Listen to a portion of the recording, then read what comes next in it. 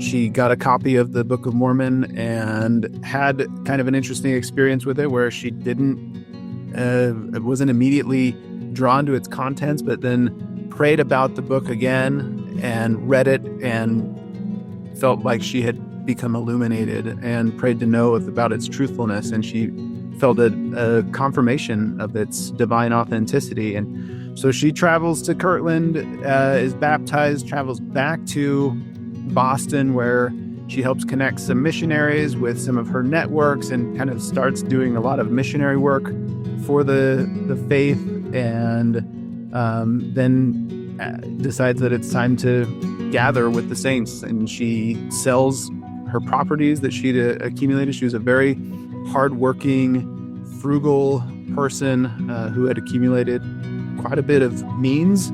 There's no good documentation about exactly how much, but the sources just call her a wealthy woman. And she brings that wealth with her to Ohio, where she donates the vast majority of it to the church. And the church then is able to buy land on which they build the Kirtland Temple.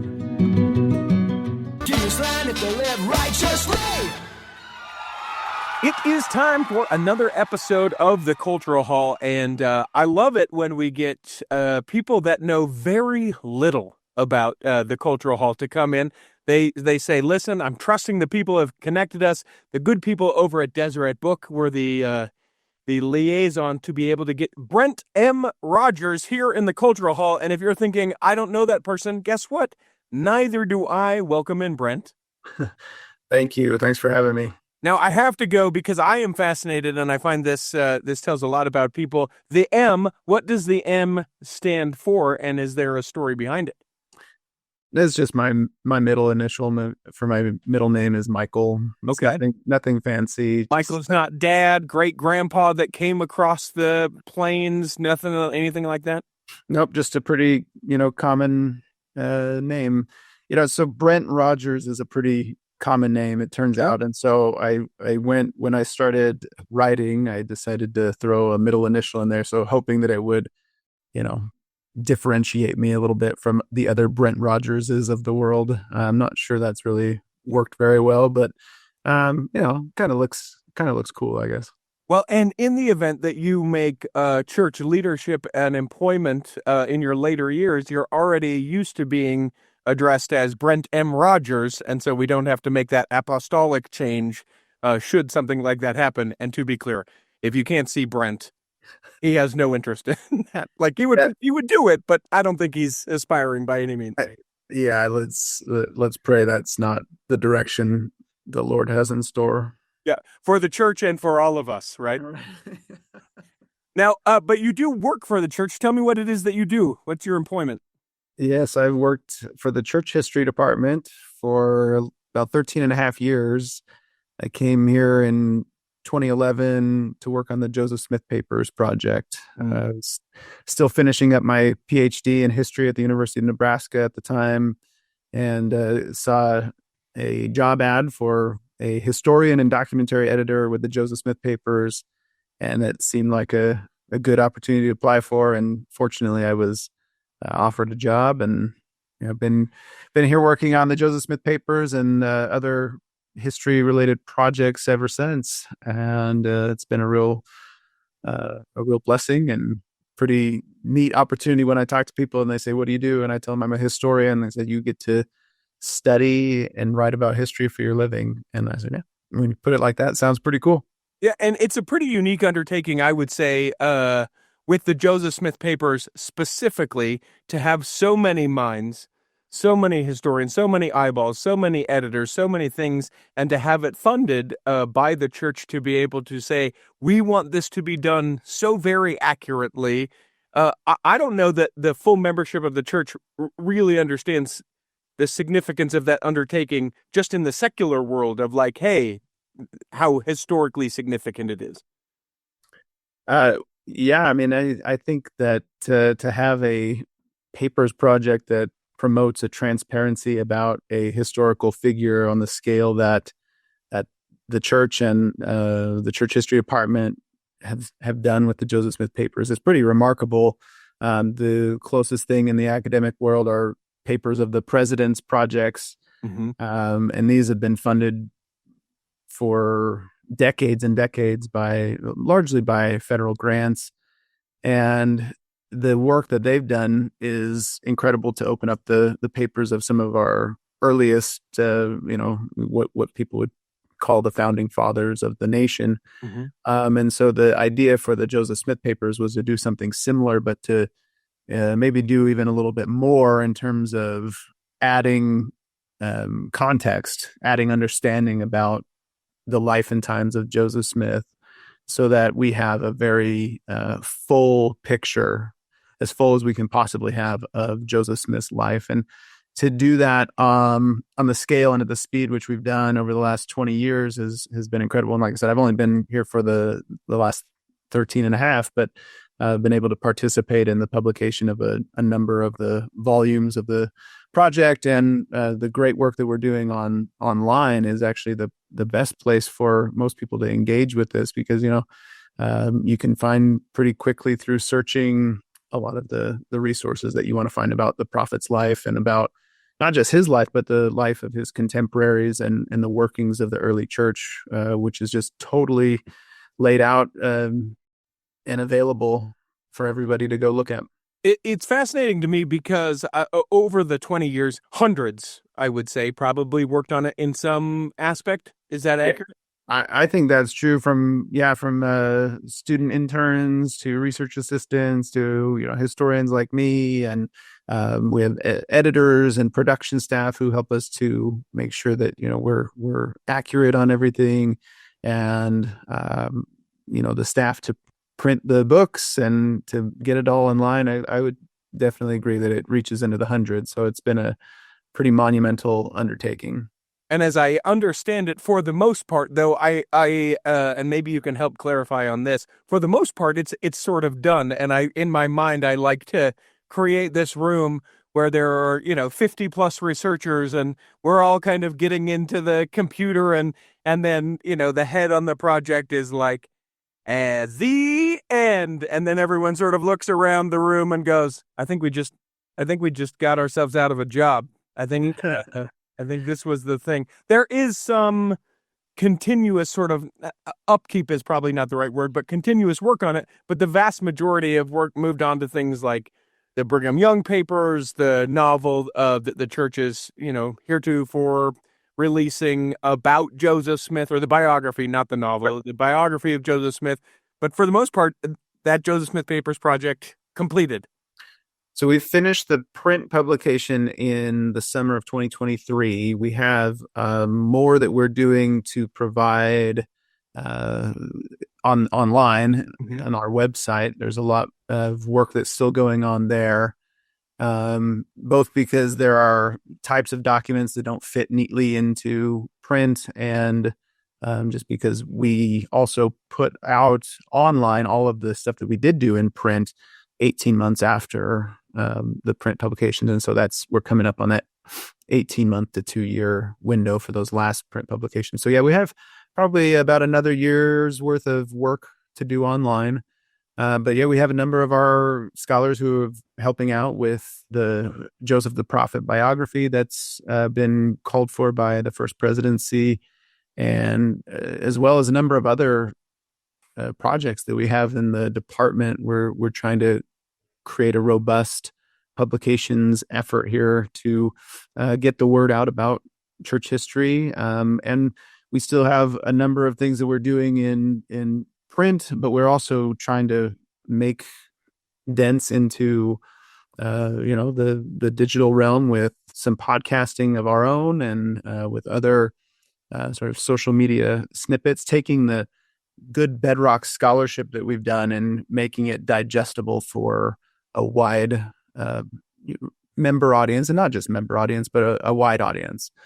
And so we have, if you would go into the Gospel Library app, there's a number of tiles in there that we, as the Joseph Smith Papers and as the Church History Department, have contributed, so that we are reaching not just scholars, because with the Joseph Smith Papers in particular, scholars was a primary audience. And of course, church members are going to be interested in this too, but the output was designed to be a little bit more scholarly.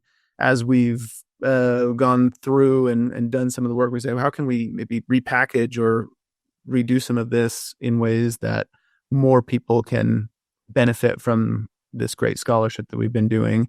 And so we've been trying to find different ways to do that. And we're going to continue to do both of those things: good scholarship and products that members can know the history better of the church, and particularly not just the foundational era, but the global church and the importance of women in the church, and lots of different things that we have going on that we're going to continue to do. Yeah, one of the things that I have really loved is the kind of seasonal podcasts that the Church History Department, I think that's Church History Department, has done. Last name is escaping me, but I want to say his name was either Spencer or Matthew, good Mormon names, that they were like, hey, we did one about the first vision, and then I want to say there was one about Kirtland, and there have been that, and it seems like there was a huge surge in that, and maybe I just haven't been paying attention as much as I've needed to, but that sort of got dialed back. I love things like that. When people can go, hey, so, you probably envisioned the first vision with leaves on the trees and it was a beautiful day, and probably it wasn't. It probably was, not maybe budding, if at best. I love when we can go, hey, let's take a deeper look. It isn't a faith changing or a faith negating kind of thing, but let's look at what this may have actually been like as we are able to say, hey, what was, what is, what isn't, and be able to strengthen ourselves that way.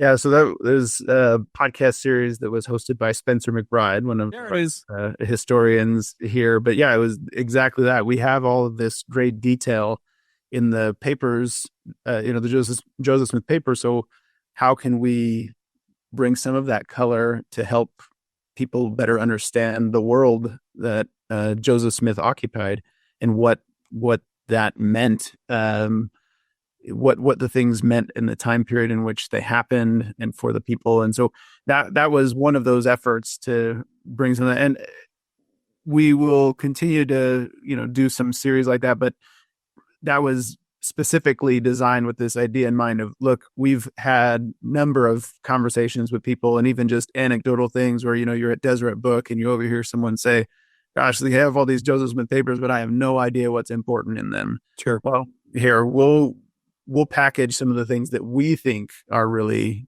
interesting and really important, and on important topics, whether it's, the first vision or priesthood restoration or the Kirtland Temple or the Nauvoo Temple or the martyrdom, all these different things that are major moments in church history, and bring to life some of the things that Joseph experienced, some of the things that Emma experienced, some of the things that other Latter-day Saints experienced during those times.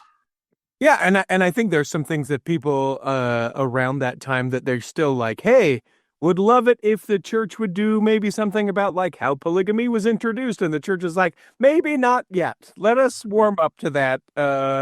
There's a lot in there, and certainly people within the Joseph Smith papers can see a lot about that, but it comes with so much like onboarding to get people to go, all right, so if we're going to talk about this, you also have to talk about this, and to make sure that there's this, and can we do that in eight episodes in a season and be able to bring everyone along?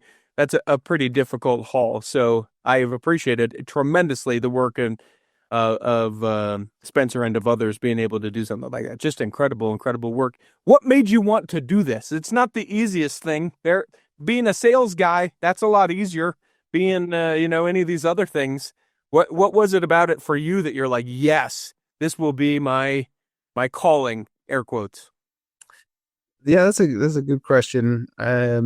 I was one of these folks that, you take a high school history class and just think it's super boring and uninteresting. And so I'm not entirely sure when the shift happened, although I think it was during my sophomore year of college. I took a required U.S. history class, and the way that the professor talked about history, not just in terms of, a litany of names and dates, but of sort of like what we're talking about, some of this color, some of this analysis, some of this interpretation about what happened based in the records of the past, and like seeing it in a way of uncovering or understanding better things that happened in the past as a way to understand where we are in our present. So it really started to speak to me, and so I decided I'd take another history class, and I kind of ended up getting hooked in the pursuit of the past. The part about my work that I love so much is researching. I love finding a little breadcrumb here or there about a person or about an event, and then see if I can find more information about it, and then compiling that information and being able to relay it in a way that helps somebody understand a person, place, event, or topic in a way that maybe they didn't understand it before. So I'm not sure that that really is a great way to describe it, but it's just sort of happened over time. And now it's just, if I can find a research topic that I'm really interested in, I get pretty dogged in my pursuit, and I want to go find every piece of information, every source, every reference to somebody that I can find, and then put those puzzle pieces together and to create a bit of a picture for somebody. The way that I think about history, though, sometimes is it's like an old tapestry, right? Mm-hmm. That has some of its threads that are missing. You can still, and that's just history, because we can't recreate the entirety of the human past. Sure, but you can create some beautiful scenes that are there, and that you can see these contours of something that happened, or something that was created despite some of the missing threads that might be there.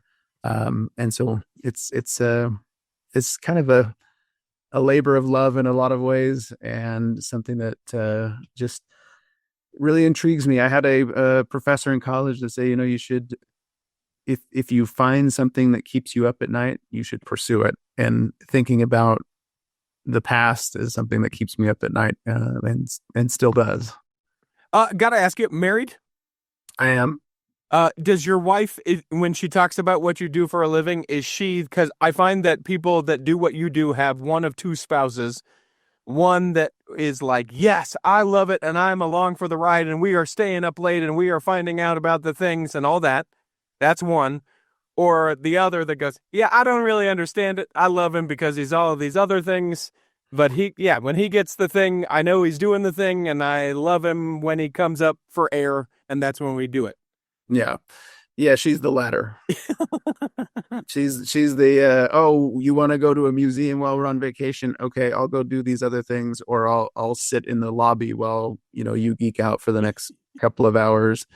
Yeah, I mean, this is probably, but this will explain a little bit. We on our honeymoon, I brought with me a copy of Richard Bushman's Rough Stone Rolling. Where you did. And I read some of that. Well, she went and did spa days and those kind of things. So yeah, definitely the latter. And you took the book, and you sort of dip it down and take your glasses off, and you go, no takey backsies. This is for eternity now. If you didn't know already, you know now. That's incredible. Well, cool. I want to, one of those things that has kept you up at night, I presume, is the subject of what we'll talk about the remainder of this episode, Vienna, Jaques. And so I want to take a break. People may know that name. People may have no idea. But I want to get into that. We'll take a break and come back in the second block of the Cultural Hall. Let me take just a moment to tell you all about bestdjinutah.com. That is the website where you can learn all about me. Oh, sure, you probably feel like you know me, but you know me in the Cultural Hall sense. I have a DJ company, now 6 of us strong, great event hosts, MCs, and DJs that can be able to make whatever event you have coming up absolutely spectacular, and hope you will reach out to us. Now you're thinking, well, wait a minute, Richie, I don't live in Utah. Would you travel? Absolutely, I would travel. Would they travel? Absolutely, they would travel. Whatever your event is, doesn't have to be a wedding or a community event. We can do all sorts of things. I can teach you line dancing. I can dance with you. We can do partner dancing. We can do all kinds of things, but we can't do any of it if you don't hit me up. You can go to bestdjinutah.com. You can fill out the form to get more information or get a quote, and then I will get right back to you. Find out why I'm so busy and why sometimes we don't get episodes of the Cultural Hall. It's all because of bestdjinutah.com. Here in the second block of the Cultural Hall, remember you can become a Patreon saint. You just go to patreon.com/the Cultural Hall. Put your money where your ears are. As I was talking to Brent before we started recording, been doing this now 14 years. That is 14 years of opportunities for you to become a Patreon saint, so why don't you do it? As simple as $5 a month allows you to be a part of the telestial level. There's a celestial level as well and a terrestrial level. You also get to be a part of the secret but not sacred Facebook group where all the kids are hanging out and talking about different tangential things in each of the episodes. So consider doing that, won't you please? Patreon.com/the Cultural Hall. So you've written a book, The Lord Spoke Her Name, the remarkable story of Vienna Jaques in the Restoration. And as just sort of like a surface level kind of learning about this, I was like, Vienna Jaques, okay. And then as I come to sort of realize there are not many women that are spoken of in the Doctrine and Covenants by name. And in fact, we could argue whether or not it's 2 or 3. I'm willing to go the argument of 3 because I like a good argument, but not many that are mentioned by name, and Vienna is one of them. Tell me about this amazing individual. Well, yeah, I don't even know where to start. You can see because I have so much excitement about Vienna that I think the place that I usually start is that she's mentioned by name in the Doctrine and Covenants, section 90. She had moved to Kirtland shortly after she was baptized. She had been a single woman living on the East Coast in Massachusetts and was baptized in her 40s after she learned about Joseph Smith and a new book of scripture that intrigued her. She got a copy of the Book of Mormon and had kind of an interesting experience with it where she wasn't immediately drawn to its contents, but then prayed about the book again and read it and felt like she had become illuminated and prayed to know about its truthfulness. And she felt a confirmation of its divine authenticity. And so she travels to Kirtland, is baptized, travels back to Boston, where she helps connect some missionaries with some of her networks and kind of starts doing a lot of missionary work for the faith. And then decides that it's time to gather with the saints, and she sells her properties that she'd accumulated. She was a very hardworking, frugal person who had accumulated quite a bit of means. There's no good documentation about exactly how much, but the sources just call her a wealthy woman, and she brings that wealth with her to Ohio, where she donates the vast majority of it to the church. And the church then is able to buy land on which they build the Kirtland Temple. Jeez. All this is happening in that context of having her name mentioned in Revelation. She then moves to Jackson County, Missouri, and very shortly thereafter, the violence against the saints erupts, and she is sort of in the crosshairs, right? She's in the streets when the pages of the Book of Commandments are being thrown out from the printing office, and she's trying to gather them up and has a menacing man stand over her and just says, "This is just a prelude of what you have to suffer." Right. And so I think it starts off in this really remarkable way. There's a woman who is looking for a new faith, finds it, goes to this place where she's promised she will settle in peace, and within weeks is under a violent attack. And then following the rest of her life is a fascinating journey, because she goes with the saints to Illinois, where she is a witness for the first baptism for the dead. And she is present when this event takes place. She's very interested in the salvation for the deceased. She's asked about it by Joseph Smith, and she says, "This is what happened." And he says, "That is how it should be done." And so she's a major participant in the ritual work of baptism for the dead, and that's a very little known story about her. I want to suss out some of this stuff, but I got to know. So were you? Again, I'm not putting myself in your life, but I'm wondering if you're like you're doing the things, you're studying the scriptures. It's morning time, and you come across and maybe it's a revelation about Emma, and then it a mind goes, most of these people I'm reading about are men. How many women are mentioned? And then you start to you're flurrying around and going, oh, they're wait a minute. There's only, the 1, 2, if we want to have an argument, other people that are mentioned in this. And okay, so now I need to know who this person is. And oh my gosh, now she was the one that was a witness to this. And then I can't sleep at night and the kids wonder what happened to their dad. Is that how it happened? More or less, it really came down to work that I was doing for the Joseph Smith papers. One of the documents that I was assigned to work on, well, there were two documents that I was assigned to work on that both had to do with Vienna, but one of them was this Section 90 revelation. And what is the revelation to her about that? Is it sell the land, come to what is her particular revelation? Sorry that I don't know. Yeah, so in Section 90, she's mentioned in it's verses 28 through 31, and it talks about that she should receive money to bear her expenses to go gather with the saints in Jackson County, where she should get a lot an inheritance or lot of land from the bishop and settle down in peace in as much as she is not idle. It's the general language around where she's mentioned in the Revelation. And this, like I said, this happens after she is given this huge amount of money to the church.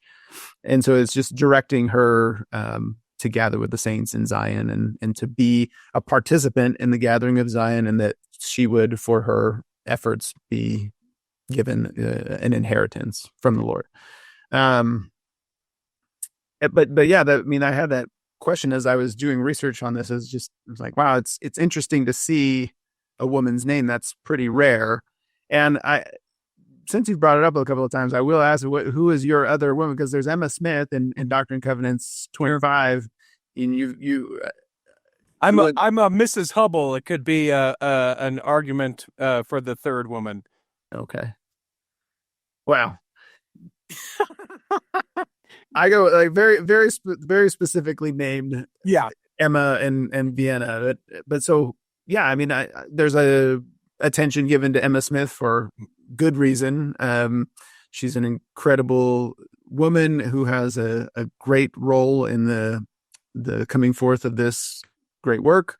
But as I went and tried to find more about Vienna, I found very little written about her.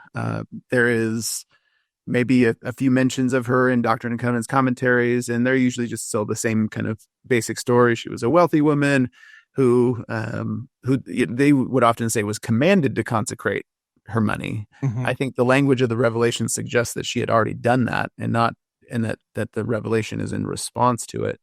But just a real basic story, and so I think that people just like, oh, okay, that's all there is to the story. Well, this other document that I was working on is a letter that Joseph Smith writes to Vienna. And this is the first letter that we have, that is extant, that is written specifically to a woman besides his wife, Emma. And so then again, you're like, wow, there seems to be something unique and special about this woman, even though she's also very, kind of ordinary. And so I just kind of kept digging and trying to find more. I researched that letter for the Joseph Smith papers, and it's got such incredible content. It talks about how Joseph felt prompted to write this letter to Vienna after the violence that she faced in Missouri. And he talks about, why and how he and the Lord are grateful for her and for her sacrifices. It goes on to talk about some church business, some other members of the church that she would have known, give updates on them.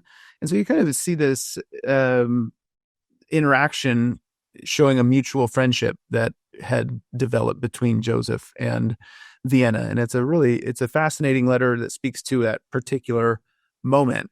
But I wanted to know more about the rest of her life. This is 1833 and she lives until 1884. So what happens in the next 50 years? And this is 50 years of the church as well. And so that's when I started finding out more about her participating in or witness serving, in that role, being a witness for the first baptism for the dead. And then just tracking her life the rest of the way. She does marry briefly to a man named Daniel Shearer, but they separate and she drives her own wagon across the plains to settle in the Salt Lake Valley. She is eventually given a lot of land in Salt Lake on which she builds a house and an outbuilding for her animals. She goes back to being her very self-reliant, industrious self, and does quite a lot to provide for other members in her neighborhood and ward, and just kind of this long life of being a person who is doing good and teaching others to do good. And so there's more, you find more of her in the historical record than what had been written about her previously. And I wanted to tell kind of this full story to get the full picture of her life. And even still, it's very fragmentary because she herself didn't leave behind a journal. There are very few documents in her own handwriting, but there are a lot of bits and pieces about her that are mentioned in other historical sources. And so I spent about a decade searching for Vienna in the historical record and then trying to put together the story of her life. And she participates in her Relief Society in some pretty incredible ways, and teaching the women and youth about the importance of the temple and about doing work for the dead. And she, like I said, she's constantly donating to and serving others. And then there's a part where she needs service because she starts to suffer from dementia. As she nears the end of her life, she lives 96 years. And it's kind of a poignant thing to think about, this woman who'd been constant in her independence, in her industriousness, in her self-reliance, in her serving others, to need to be served at the end of her life. And it's just a pretty remarkable story of a woman who truly is both ordinary and extraordinary. Well, a question that comes to my mind, and I don't know that we can really know. So it's one of those things where I love speculation, and some people like to get into this a little bit and others not. But the fact that whether it's 2 or whether it's 3, there are not very many women that are mentioned, certainly a lot more men. And we're able to learn about, certainly with your scholarship and this book, which, by the way, there will be a link for it in the show notes so that if people want to purchase it, it's called The Lord Spoke Her Name. So make sure you check that out. And there will be a deal with Deseret Book because they love Brent that much. So make sure you do purchase that through the link. People are able to learn about it. Is it because so much of the Doctrine and Covenants is about like the foundation of the church, and you'll call and you'll go serve in these callings, and most of those are sort of priesthood callings, so it wouldn't be natural that it's more about men? Or why aren't there more women that show up in the Doctrine and Covenants? He asked, knowing that you don't know the answer because you didn't write it. Yeah, I mean, that's a great question for the Lord at some point. I don't know how to answer. I mean, I think that if we were to take a 19th century view of what's happening, and particularly at this sort of foundational level of the church, I mean, I think it speaks to some of the things that you hinted at with, priesthood leaders and specific people needing to go to specific places to either spread the gospel or to do certain work. But I mean, there really are kind of a small number of central figures that the Lord is directing to do things. And those are, sort of those church leaders, and those were positions that were positions that were taken by men, and I mean, I guess I don't know how else to Yeah. really One of the think things, about that. yeah, one of the things that I love about it though is the fact that it is there. It does exist. And as you have sort of expressed, she is ordinarily extraordinary. And for women in the church that are like, hey, I want to, we talk and hear so much here in the 21st century of like representation, and if I can see it I can be it, and how am I able to kind of see these things if I'm not able to study them within the books. And I know the church is really leaning into, you mentioned in the gospel library, lots of resources about women in the church that people have no idea because they've never clicked on the tiles and read the things. That's a rant for a different time. But this is a woman who, mentioned by name, witnessed to some extraordinary events, never gave up, came to the Salt Lake Valley, and people can learn and find strength in her, in just her gospel living. Yeah, and I think Ordinary. right, and I think that that's been true of the way that people talked about and written about Emma Smith as well. And one thing that I did notice in the language of the Revelations, both that mention Emma Smith and that mention Vienna Jaques, is they use the word handmaid, right, which is a way of saying servant of the Lord. And if we read that against other, maybe there are numerically more men that are mentioned in these, but they say my servant Joseph, or my servant Frederick, or my servant Sidney, or whatever. But right, so the word is servant and handmaid, but really the Lord is calling each of them the same thing. You are here to do my work. So whether you are, gender, male or female, when I call you by name, and I call you my servant, because you are here to do my work, says the Lord. Right. And I think that can be uplifting in and of itself, to be like, we're all here if we choose to do the work of the Lord. And whether it's Vienna's coming and donating her money, and then going to Jackson County and suffering and remaining faithful all the way to her days when she's in Salt Lake and able to live in peace and able to create and grow her own vegetables and milk her own cows, and then to support her neighbors and friends with those things. Or whether we're called to be the president of the church or in some leadership position, there are any number of ways that we are serving God. And that's some of the strength that I see in Vienna, is like, she was never called to be a Relief Society president, or in any position of leadership, but she took it upon herself to be a leader in the Lord's vineyard, just by going about and doing good works, and by listening to the commands and not being idle, and all the things that she did and she was.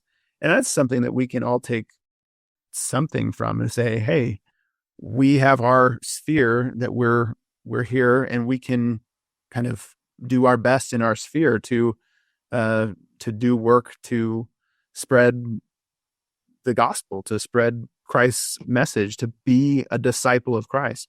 And that's what I see in Vienna's example, is that she is a incredible disciple of Jesus Christ. And so whether we were writing about somebody who is prominent or somebody who is not, it's that sort of everyday living of faith that is sort of the truly heroic part of Vienna's story, and that can be part of anybody's story, male or female, Relief Society president or bishop, or just member on the back row in the cultural hall. Right? We can all do those things to be the best disciples we can be within our own sphere.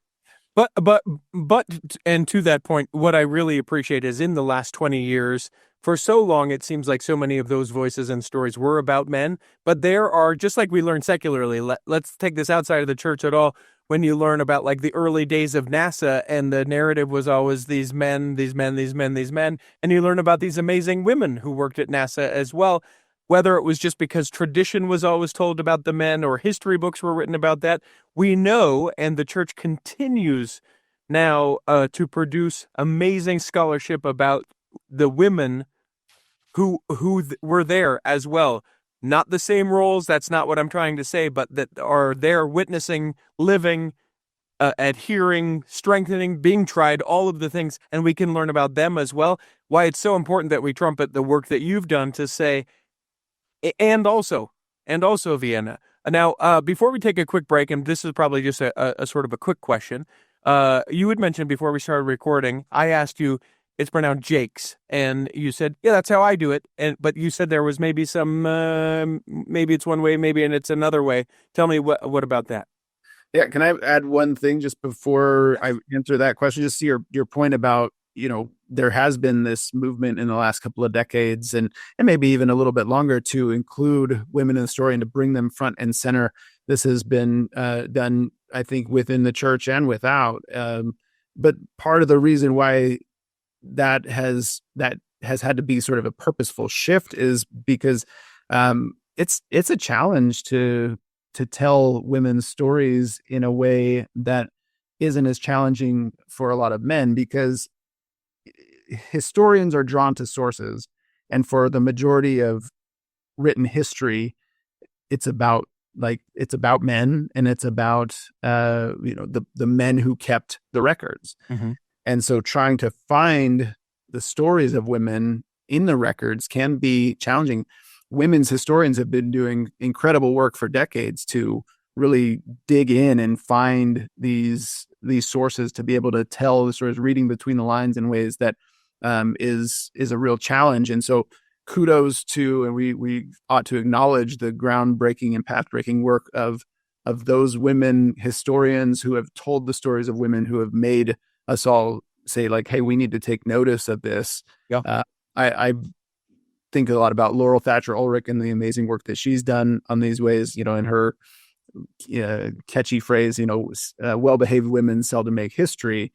Mm-hmm. But she also talks about how well-behaved women ought to make history, and we ought to talk about history. And I'm just in awe of the work that she and others like her have done throughout the years. And I with this book have tried to emulate their efforts to really dig in. Like I said, it took me a decade, more than a decade, to try to do. And surely, I could have spent more time finding more things to gain a richer understanding of her and the first 50 years of Latter-day Saint history.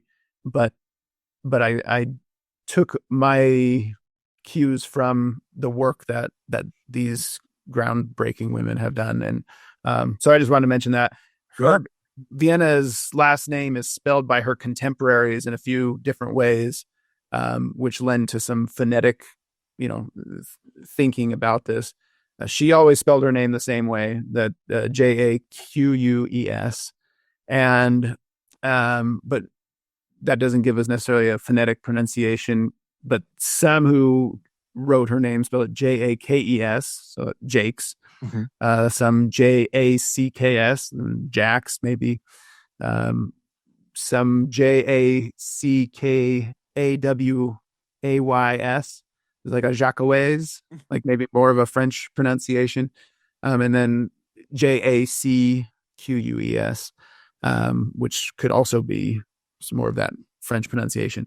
And so because there's the historical evidence for Jaques, and that's the easiest for me to pronounce, I've decided that I don't know if that's actually how she pronounced her last name.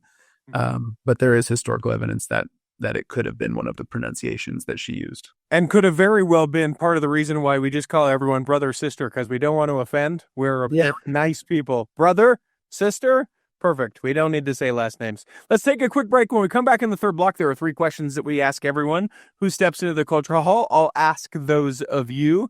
We'll pick up a couple other things as well. We'll come back, do that in the third block. If you're listening to this and you're thinking, man, you know what? I could do a podcast. You should. Having a podcast has been one of the things that a lot of people have really sought out to do. Some just to see, can I even do this thing? I'm here to tell you that you can. And I have consulted lots of people to be able to do it. Now, some people, I consult them and they go, oh, this was way more than I ever thought it would be. And other people go, oh, you know what? A podcast isn't for me, but you helped me decide to do this thing. Whatever it is, maybe it will end up being a podcast, or maybe it'll just end up being that we have some great times together. You realize that it's time to do that in a different season of your life, or the season is now. You can reach out to me, contact@theculturalhall.com, and say podcast consultant, or my email address, Richie, R-I-C-H-I-E-T, Stedman @gmail.com. And be sure that you put podcast consultant in the subject line. Would love to talk to you and see if having a podcast would be the right thing for you. Here in the third block of the Cultural Hall, remember, you can always send us an email, contact@theculturalhall.com. We'd love to hear from you if you love this episode, if there are other individuals, books that you have read or even written, if you are someone that you feel like would make a great guest. You can email us, contact@theculturalhall.com.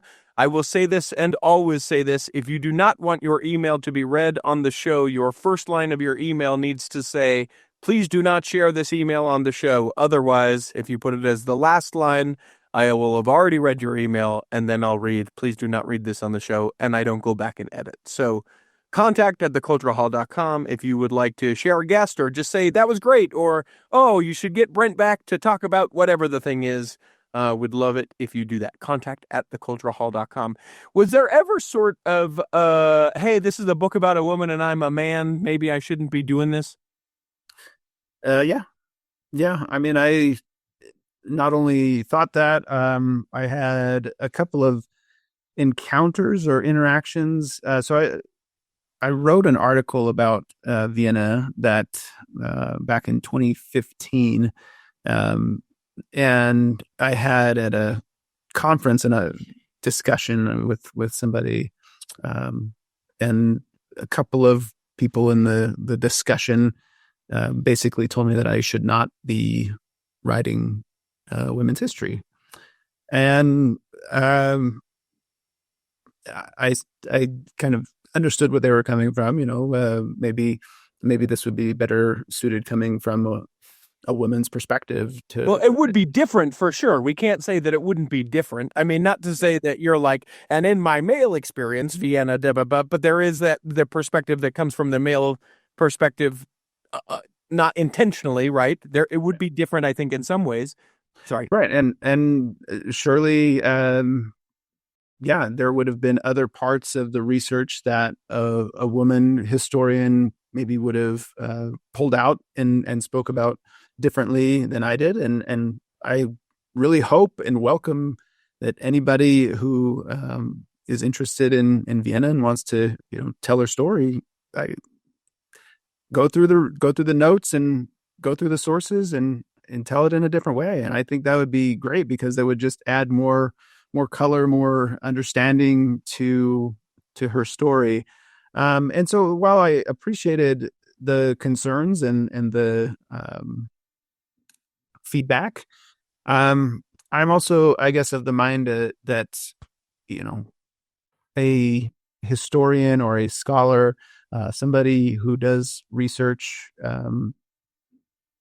on somebody and is passionate about that subject or that person, deserves opportunity to write about what they found. And so I pursued it, and I think that there's power in telling the stories, and there's power in, there's still power in, even if it's from a man's perspective. Like, I don't know of anybody else who would have taken the time to research this woman's life in this way. And frankly, since there isn't a book on it, I would say that nobody has. So if I have an opportunity and an interest and a passion for understanding this woman's life, and I want to tell her story so that others, men and women, can gain from her experiences and from her life's journey, both from a faith perspective and from a historical perspective, I think it's worth doing. And so that's why I continue to do it. And I'm sure there will be still some people that say that I shouldn't have done this, and that's fine. That's their opinion, and that's their thought, and they can choose to, write negative comments about it on their reviews if that's how they choose to do it. But I think that I felt it was more worth getting her story out than it was me worried about me personally having negative things said about me doing this work.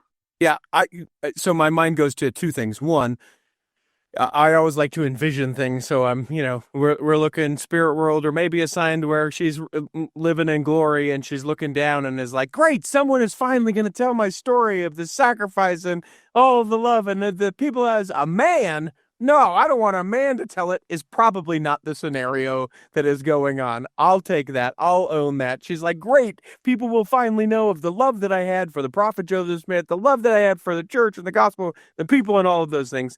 Hallelujah that it's finally getting out. And then the other thing that I think of is, guys, Brent just needed to sleep. And he already had latched onto it, and then he had started to study about her, and unless he wrote a book, he'd never be able to sleep again, and his poor wife wants to go to Disneyland, not to Nauvoo for another research vacation, so he had to write the book. Give him a break. Come on. And then a quick third aside, I guess, is who knows the amount of people that you will inspire by sharing her words, that there are young historians, people that get energized by this and who hear it and go, yeah, Brent, I am going to do that book. And I'm sure that you're not like, well, good luck. It'd be like, what can I do to help you? I would love to have that story be shared. It's not, we get so caught up in some of these things where it's like, well, a man, I'm a woman. Okay. Yeah, I mean, truly, the story is about Vienna, and it's not about who wrote the story. It's about the subject of the story, and that's where I hope the focus stays. Is that's what people draw from. Brent, there are 3 questions we ask everyone who steps into the Culture Hall, and I will ask those of you now. The first question is do you have a calling? And if so, what is it? I currently have 2 callings. Oh, okay. I'm a youth Sunday school teacher in my ward. And how old are these kids? It's the oldest class. So it was like 16 to 18-year-olds, just incredible young women and young men. And we have some really fun discussions, and being Doctrine and Covenants studier has been fun. I worry that I might geek out or bore them a little too much. But, we talk about my wife, she teaches with me, and she brings that balance that is needed. So I don't bore them too much. Sure. That's one of the callings. What's the other one? The other one is assistant state clerk. So are you the financial one, the record one? What are we doing?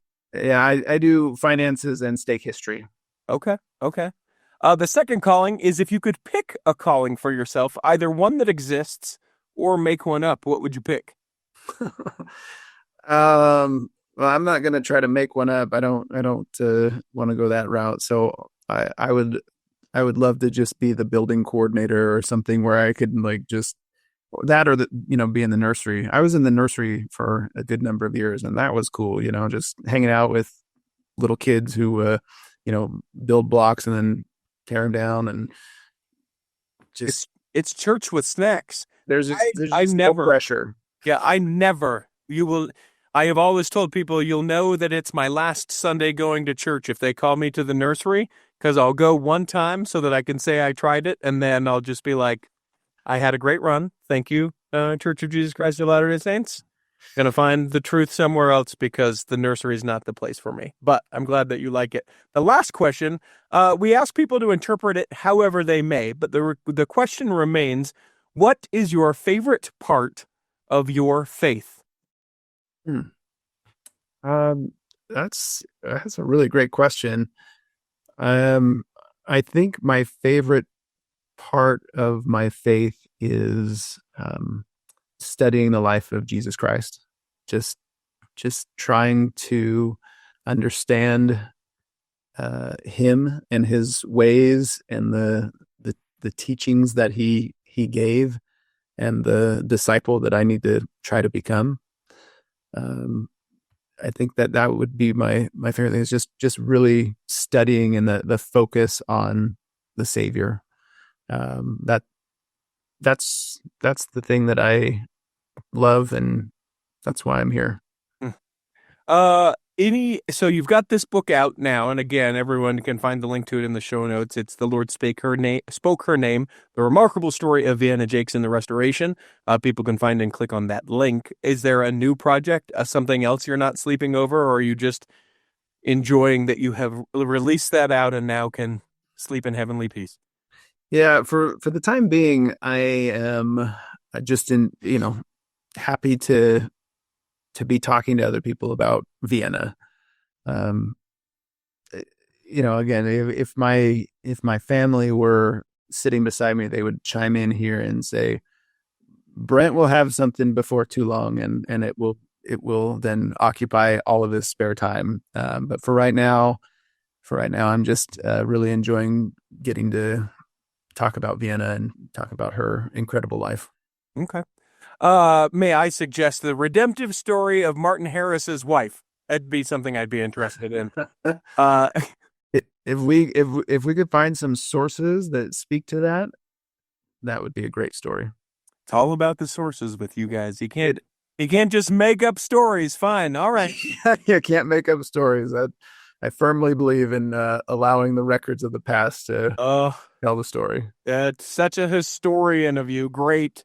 Brent, I appreciated your time. Hope it was everything that you didn't know what you were getting yourself into. Enjoyed the discussion with you. We hope that this episode has nourished and strengthened your body, that if you are not healthy enough to listen this week, that you will be healthy enough to listen next week, and that when the time comes, you will be able to travel home in safety. In the meantime, Chris at Alpine Lakes Travel, Debbie Wanless, Chocolate Cake Bites Podcast, and the Tiger, with a U, will be saving a seat for you on the back row of the Cultural Hall. Save me a seat, it's sure to be neat on the back row. We really gotta go on the Cultural Hall show.